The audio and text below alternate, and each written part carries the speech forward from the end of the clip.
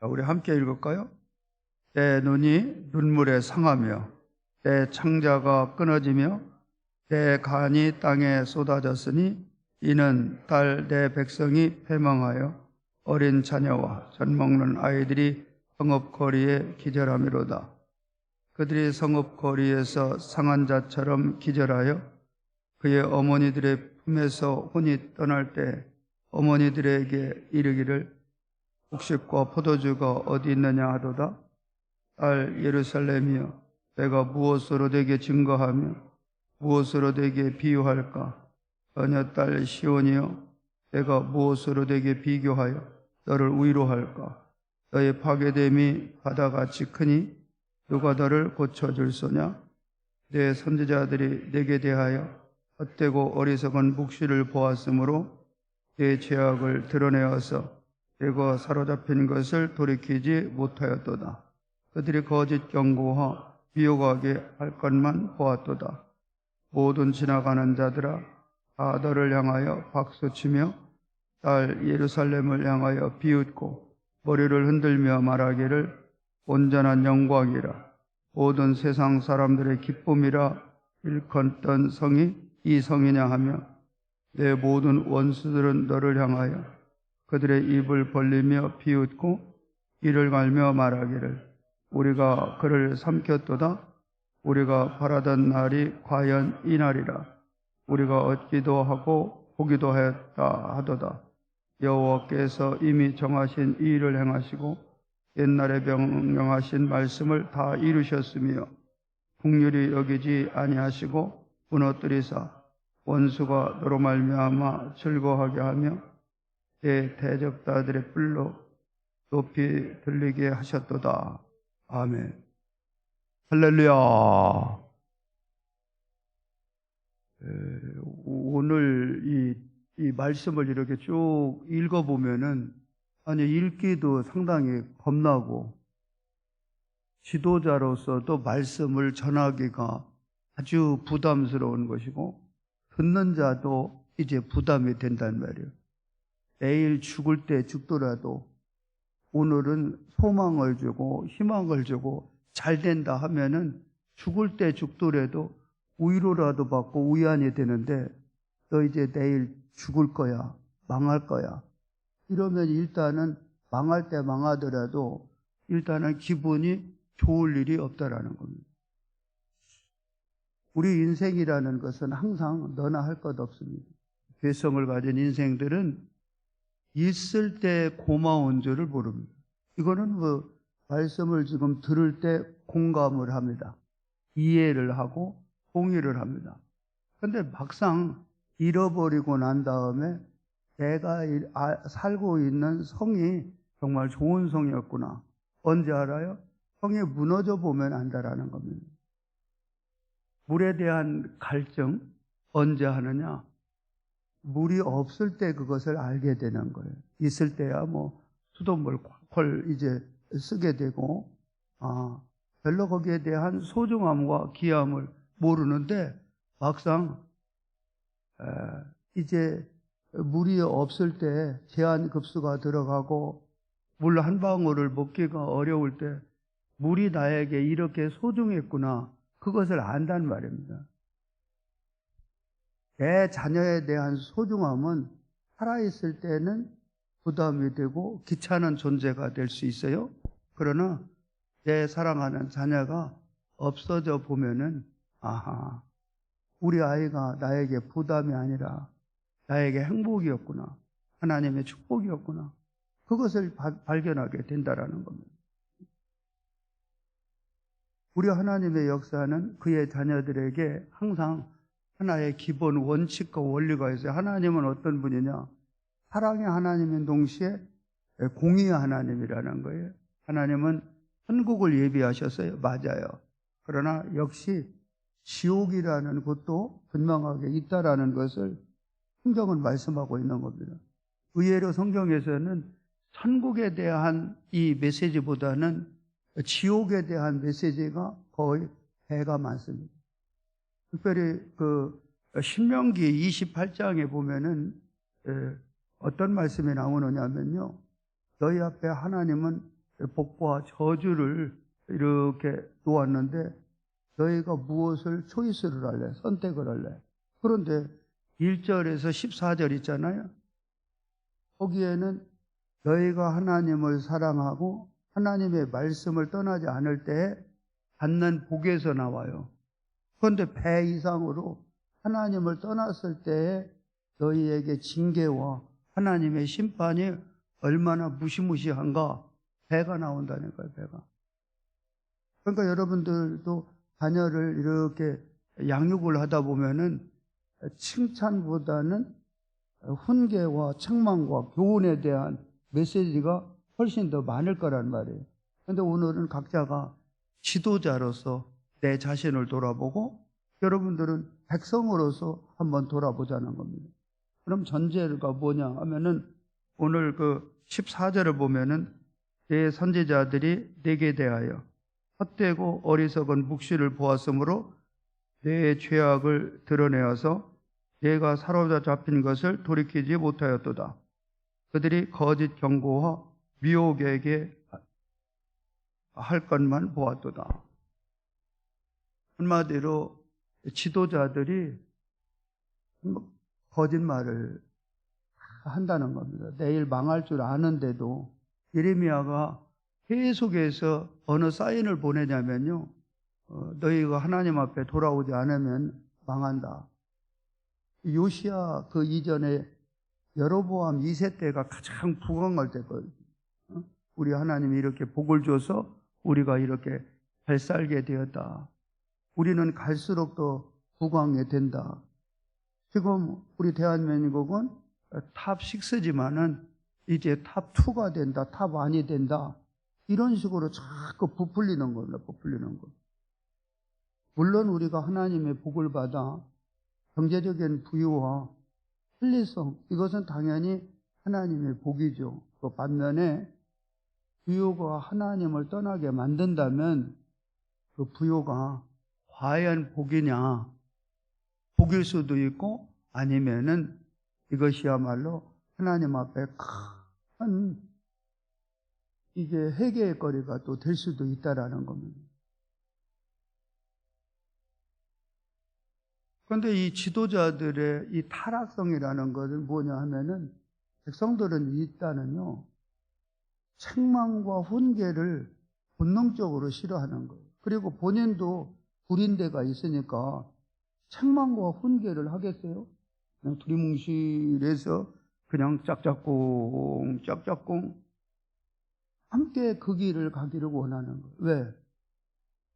말씀대로 살고 예수님이 주인이 되어 다스림을 받는 삶이라는 것은 열매는 정말 좋거든요. 그것이 행복이잖아요. 그런데 이상하게 계속해서 또 미혹을 또 이 마귀가 하는데, 아니 말씀대로 살고 우리 주님을 더 사랑하고 정도로 가는 것이 내가 지금 헛짓하는 것 아니야? 계속 또 귀신이 그렇게 들락날락 신방을 또 많이 한단 말이에요. 그러니까 내가 이렇게 일찍 일어나서 만나를 꼭 먹어야 하는가? 이게 하나의 딜레마라는 거예요. 그러면서 우리가 얘기하는 것이 나만 그러냐? 우리 한국 사람의 특징이 뭐냐면요, 나만 죽는다고 그러면 억울한데 아이고 아무개네도 죽었어, 아무개네도 망했어, 아무개네도 어렵대, 이러면은 자기가 망한 것만 생각하는 게 아니라 다른 사람이 함께 망함으로 위로를 받으려고 한단 말이에요. 요즘에 그 지도자들도 이게 사실 주의 종들께서 그렇게 쉽게 말할 수는 없죠. 불과 얼마 전까지만 해도 하나님 앞에 딱 문제가 있으면은 하나님이 콜링의 사인이구나. 그러면서 요즘 성도들에 대해서 지적질을 잘하는데 본인에 대한 지적질은 안 하려고 그럽니다. 이렇게 살짝 두리뭉실하게 해가지고 넘어간단 말이에요. 결과적으로 지도자의 타락은 백성들의 타락으로 이어지게 된단 말이죠. 이것이. 그런데 백성들도 마찬가지 지도자를 위해서 왜 그렇게 기도하라고 하느냐면요. 지도자는 동일한 한 사람이지만은 그 사람에게는 오소리티가 있다라는 거예요. 질서를 위해서 영향력을 주기 위한 리더십은요, 똑같은 한 사람이 아니라는 거예요. 지도자가 잘 될 때 결과적으로 나도 잘 될 수 있는 확률이 훨씬 더 많다라는 겁니다. 여러분, 그거는 개인뿐만 아니고 나라도 한번 보세요.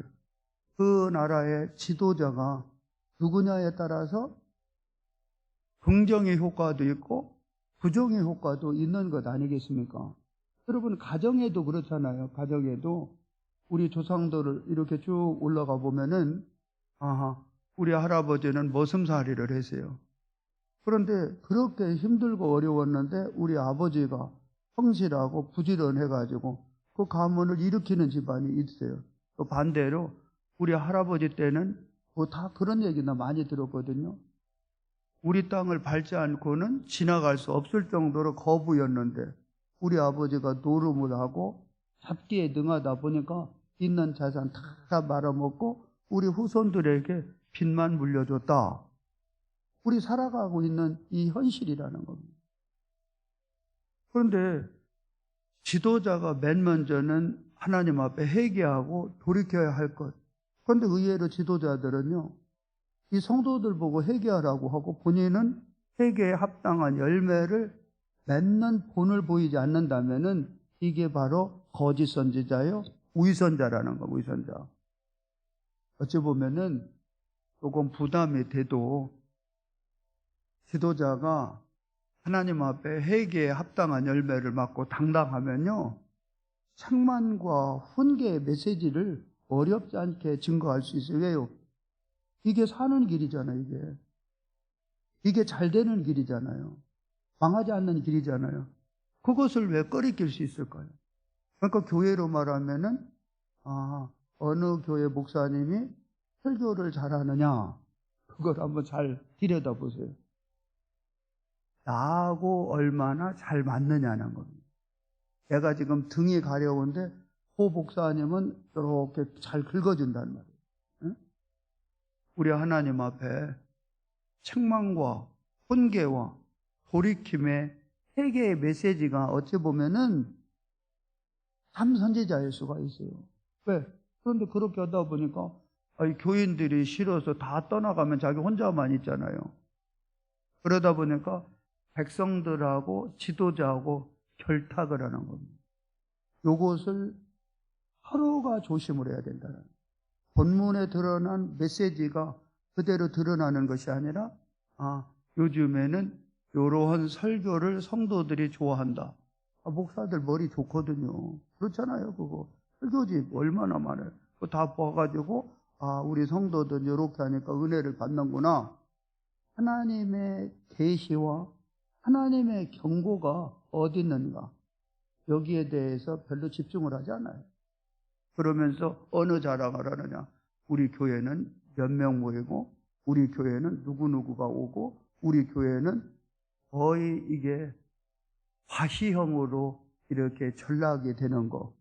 요거는 또 우리 성도들이 계속해서 그걸 기도를 해 주셔야 돼요.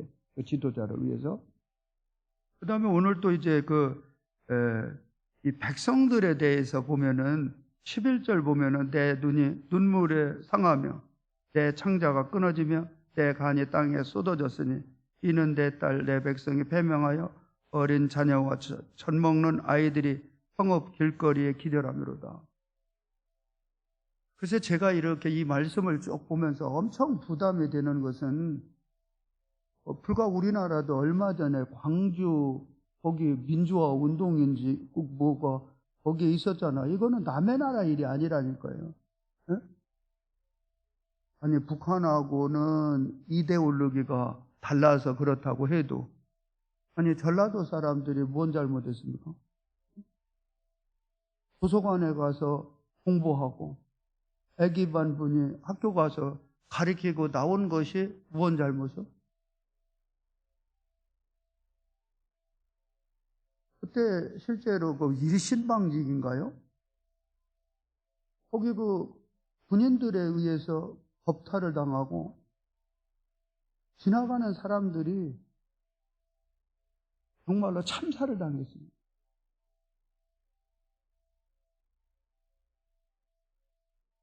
이것이 어느 나라의 일이냐는 거예요, 이거는. 우리나라 일이라는 거예요. 6.25나 뭐 2차 세계대전, 이거 뭐 거기까지 갈 것도 없는 거예요. 내 자녀의 비극으로 그 엄마의 통곡이 일어나는 거예요. 그 다음에 몇 절 한 번만 보냐면은요, 12절 한번 읽어봐. 시작. 그들이 성읍 길거리에서 상한 자처럼 기절하여 그의 어머니들의 품에서 혼이 떠날 때 어머니들에게 이르기를 곡식과 포도주가 어디 있느냐. 그럼 어디 있느냐 하는 건 과거에는 있었는데 지금은 없다라는 겁니다.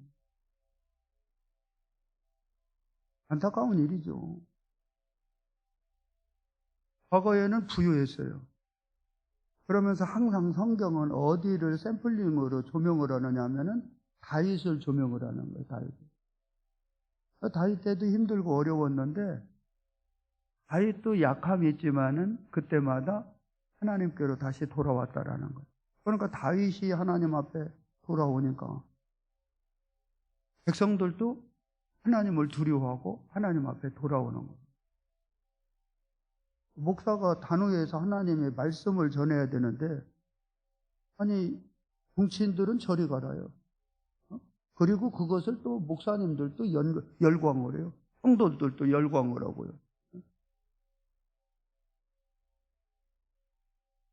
결과적으로 자기 팔로워를 만들고 거기다가 헌금을 하게 만들고 결과적으로 자기 배를 채우기 위한, 이거는 우리 하나님 앞에 무시무시한 일이죠.